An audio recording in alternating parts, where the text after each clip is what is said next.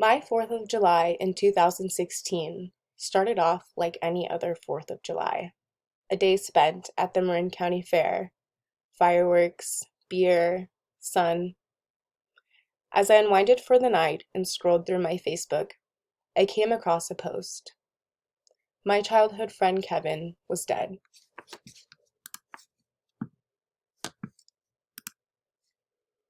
In our teen years, he was an all-star athlete, ladies' man, smart type of guy. He was the first one to start driving. Kevin exuded confidence but was always very humble. When I thought about the story of how our lives would go, it did not include attending his funeral at the age of 22. How could no one have known that Kevin was going to kill himself?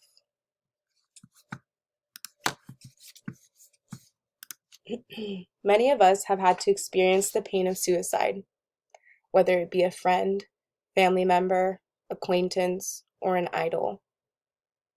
In an article in the Business West, every 20 minutes an American man kills himself.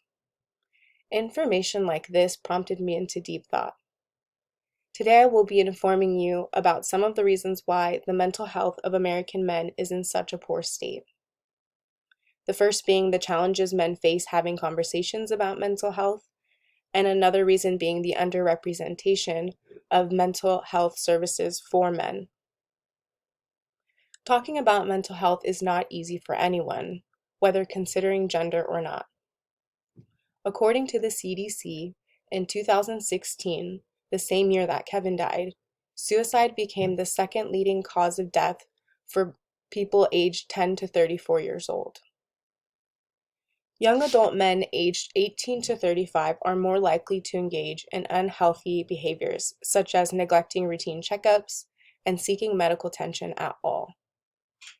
In this important and transitional stage of life, this could lead to further complications, worsening behaviors, and bad habits, according to the American Journal for Men's Health. It's no secret that talking about mental health can also be awkward. Mental health is an invisible concept.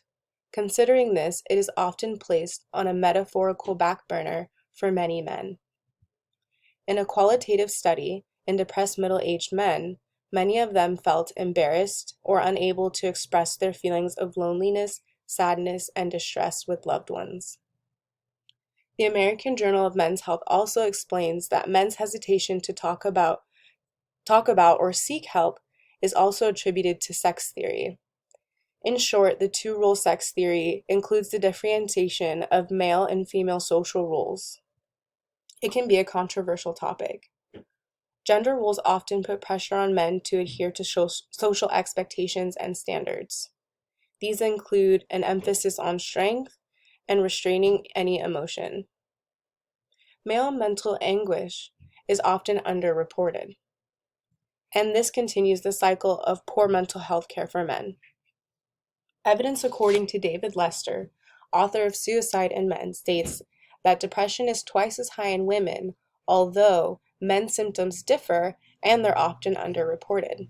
This creates a cycle of lack of resources due to lack of demand. This means that many American men suffer in silence and alone.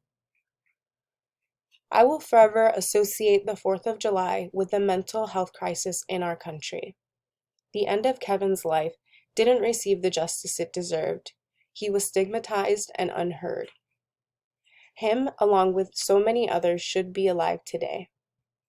To heal from this type of trauma, I vow to shed light on the seriousness of taking care of one's own mental health.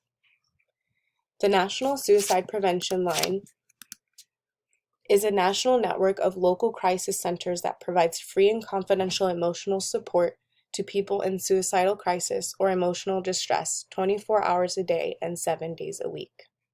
And the number is 1-800-273-TALK.